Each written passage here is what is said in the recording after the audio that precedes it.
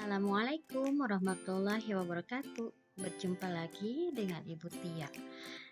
Hari ini kita akan belajar tentang tema 1, selamatkan makhluk hidup, subtema 1, tumbuhan sahabatku di pembelajaran yang kedua. Tahukah kamu bahwa ada beberapa jenis tumbuhan yang dapat diolah menjadi makanan dan obat? Ayo kita cari tahu. Kita membaca ya. Di Asia Tenggara banyak tumbuhan yang dimanfaatkan untuk bahan makanan. Namun, di antaranya banyak juga yang dimanfaatkan sebagai obat. Asia Tenggara sebagai wilayah tropis memungkinkan banyak tumbuhan hidup. Oleh karena itu, masyarakatnya banyak bercocok tanam untuk memanfaatkan kesuburan tanahnya. Bawang merah sering dijumpai di dapur masyarakat Indonesia. Selain dipakai untuk bumbu, bawang merah juga bermanfaat untuk mengobati beberapa penyakit.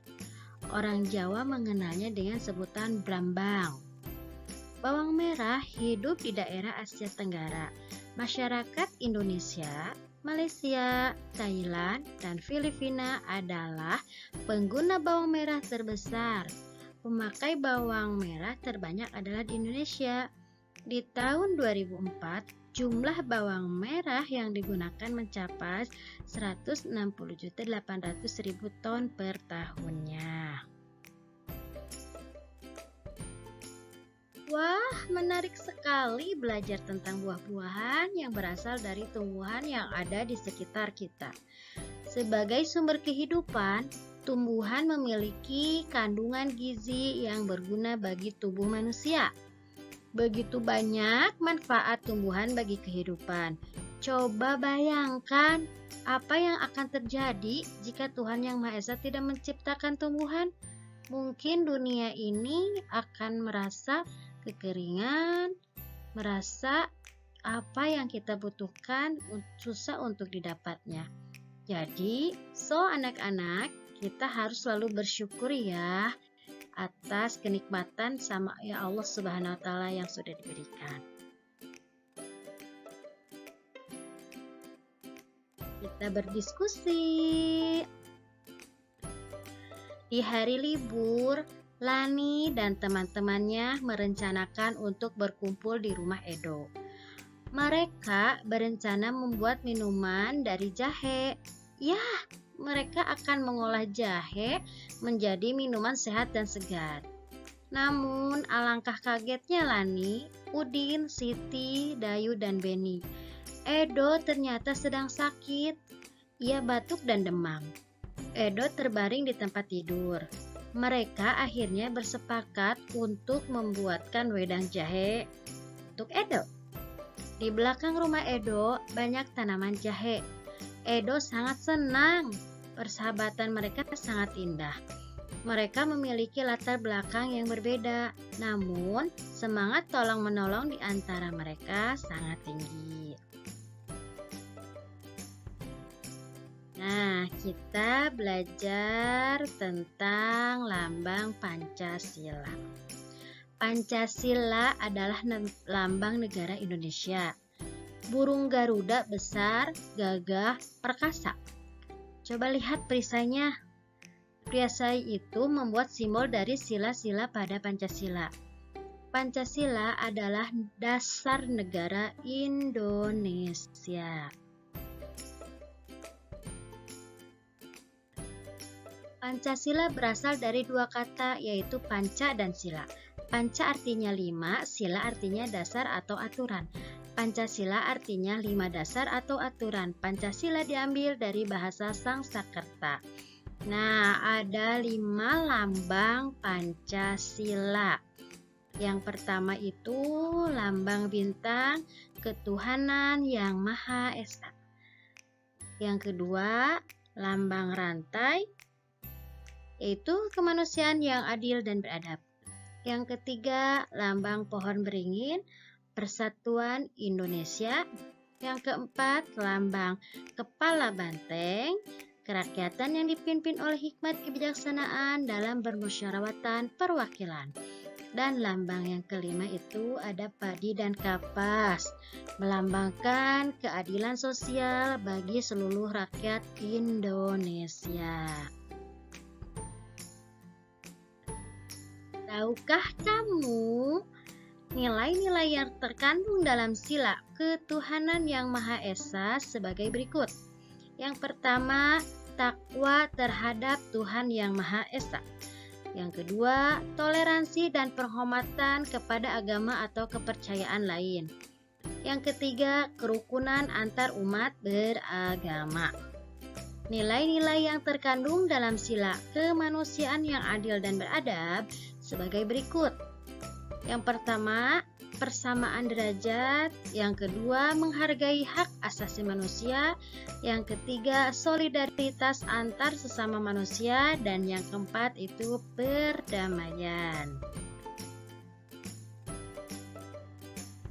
Oke anak-anak, kita amati gambar berikut ini ya.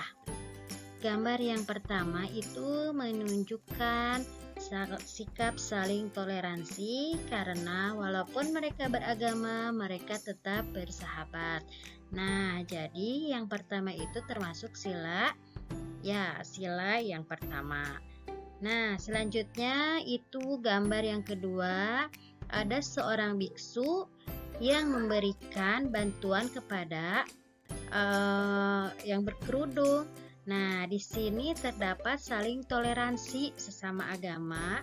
Nah, termasuk sila pertama juga. Nah, di sini gambar yang ketiga. Di Indonesia itu ada 6 kepercayaan atau agama yang dianut oleh bangsa Indonesia. Nah, di keenam kepercayaan ini kita harus saling menghormati, menjaga antar umat beragama. Jadi ini termasuk sila pertama. Nah, gambar yang keempat itu ada teman-teman yang sedang menjenguk temannya yang sakit. Nah, ini ada rasa kemanusiaan.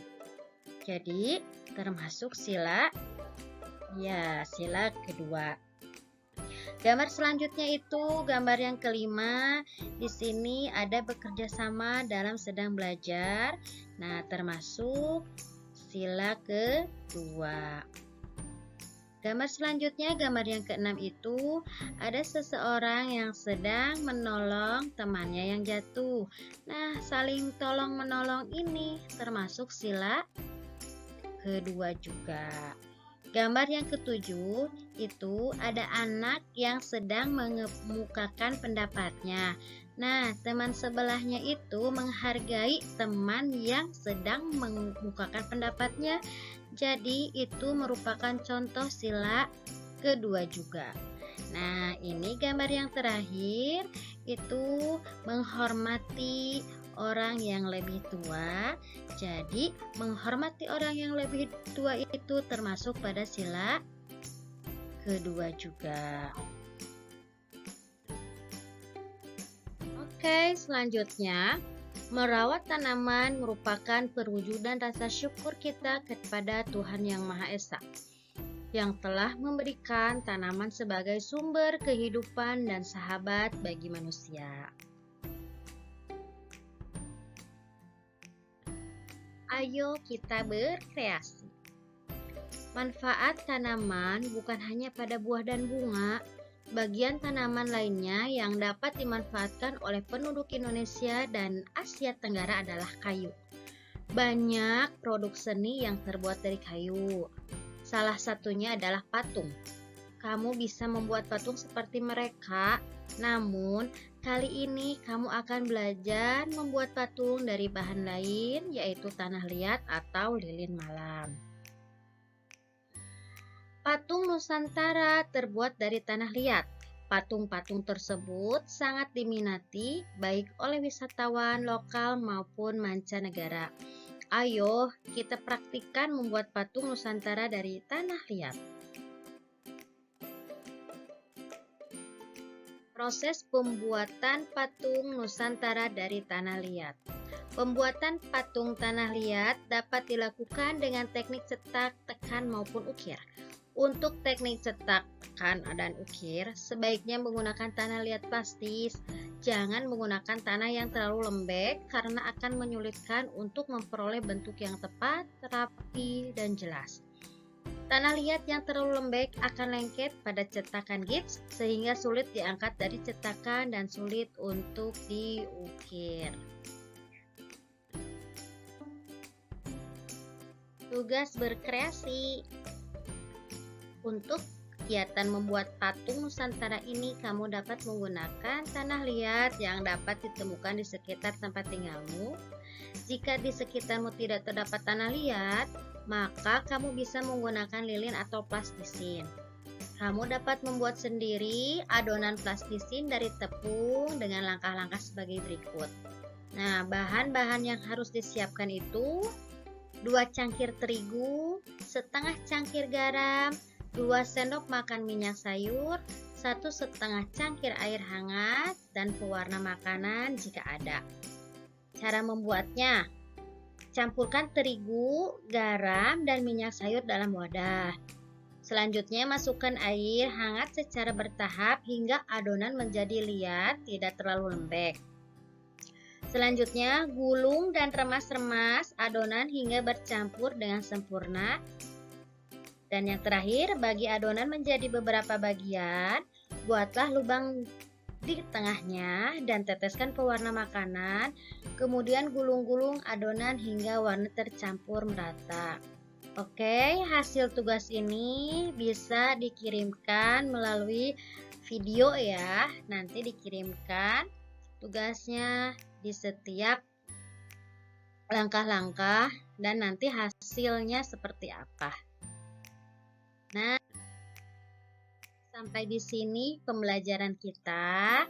Terima kasih semuanya. Semoga ilmu yang Ibu berikan bisa bermanfaat buat kalian.